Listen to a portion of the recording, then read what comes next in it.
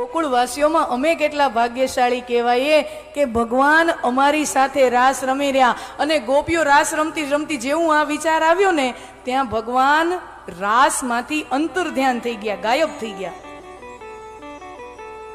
ભગવાન को गोपियों का ये भाव अच्छा नहीं लगा.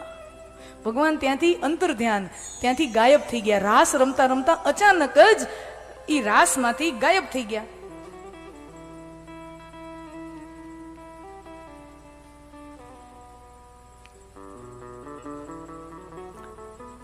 ભગવાનને ગોપીઓનો આ અભિમાન ગમતું નથી.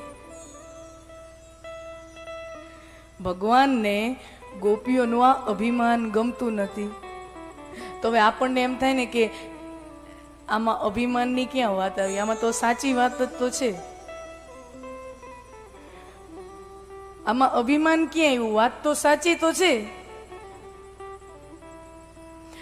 કે વ્રજ કેટલું મહાન કે ભગવાન ત્યાં અવતર્યા અને એમાં એ ગોપીઓ કેટલી મહાન કે रास रमी रही છે. पर शब्दों पर ध्यान देना. गोपियों के मन में क्या भाव आया? भगवान हमारी साथे रास रमे છે. भगवान हमारे साथ हमारी साथे रास रमे છે.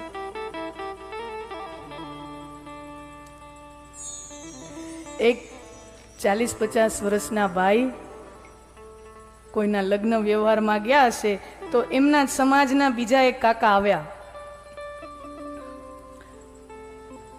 જય શ્રી કૃષ્ણ કાકા. તો એ કાકાએ ભાઈને પૂછ્યું કે કા રમેશ, ક્યાં છે તારા બાપુજી આજકાલ? મોટા ભાઈને ત્યાં છે? તારે ત્યાં છે? નાના ભાઈને ત્યાં છે?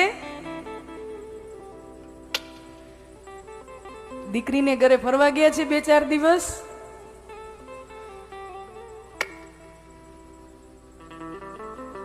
તીર્થયાત્રામાં ગયા છે?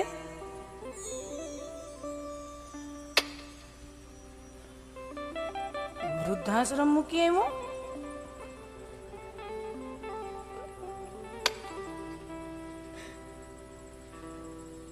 તો ભાઈ આમ ગોળ ગોળ વાતો કરે છે. તારા બાપુજી છે ક્યાં? તું કે છે મોટા ભાઈના ઘરે નથી, નાના ભાઈને ઘરે નથી, દીકરીને ત્યાં ફરવા ગયા નથી, તીર્થયાત્રા કરવા ગયા નથી, તારે ત્યાં નથી, બાપુજી છે ક્યાં? અને ત્યારે એ ભાઈ કહે છે બાપુજી મારા ઘરમાં નથી રહેતા, હું બાપુજીના ઘરમાં રહું છું.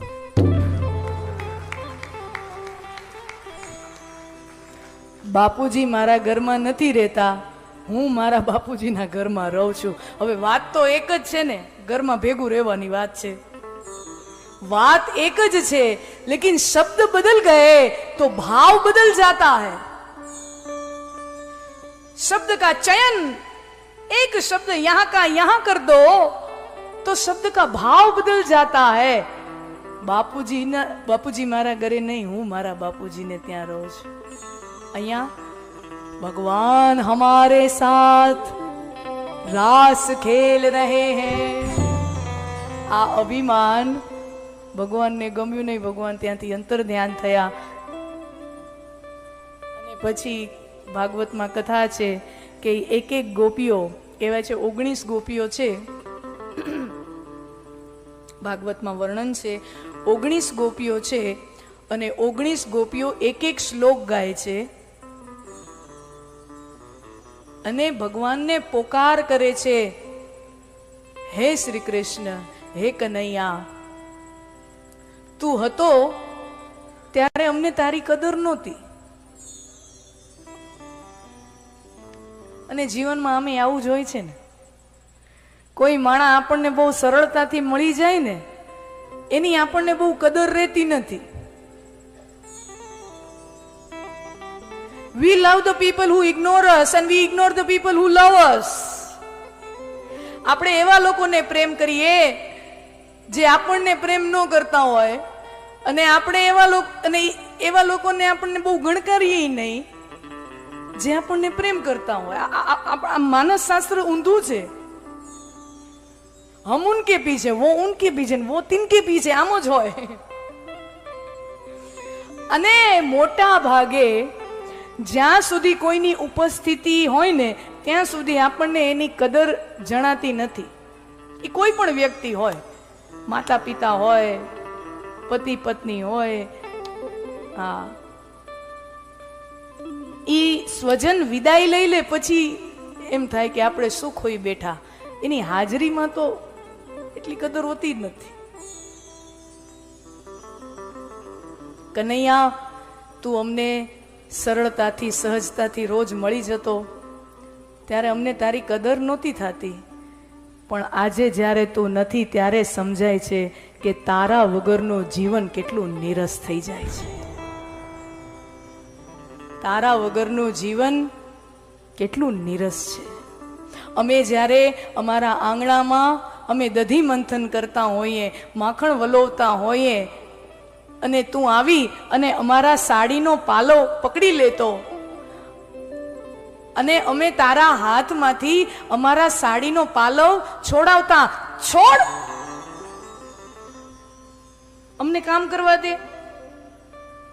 તું નકામો અમને નકામા કરેસ? છોડ, અહીંયાથી જા. તારા હાથમાંથી અમારા સાડીનો પાલવ અમે ખેંચી લેતા હતા. હે કનૈયા, આજે અમે ઝૂરીએ છીએ. તું આવ, આવ, મારા સાડીનો પાલવ લે કાના. આવ, તારો એ પ્રેમાળ હસ્ત મારા મસ્તક ઉપર પધરાવ કાના. આવ. એક એક ગોપીઓ એક એક શ્લોક ગાય છે. 19 ગોપીઓ 19 શ્લોક ગાઈ રહી છે.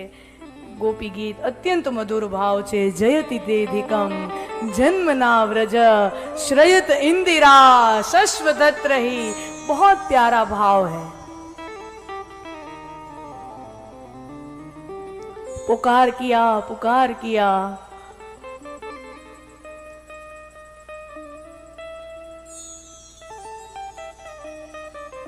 और पुकार की गहनता बढ़ी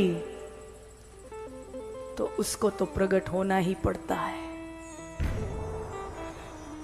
पुकारनी गहनता वधी તો એને તો આવી જ જવું પડે. અને ઈ જઈને જાય ક્યાં? ઈ છુપાઈ સંતાઈને સંતાય ક્યાં? हमारे पास व्यवस्था है, આપણી પાસે સુવિધા છે કે આપણે એક જગ્યાએ હોય ને તો બીજી જગ્યાએ ન હોઈ શકીએ. હું અહીંયા બેઠી હું તો રાજકોટમાં ન હોઈ શકું. તમે અહીંયા બેઠા છો તો તમારી દુકાને તમે ન બેઠા હોઈ શકો. અથવા તો કોઈ બહુ લેણિયાત આવતો હોય તો તમે એક જગ્યાએ મૂકીને બીજી જગ્યાએ હંતાઈ શકો. આપણી પાસે सुविधा છે. हम एक जगह पे रहेंगे तो दूसरी जगह पे नहीं होंगे.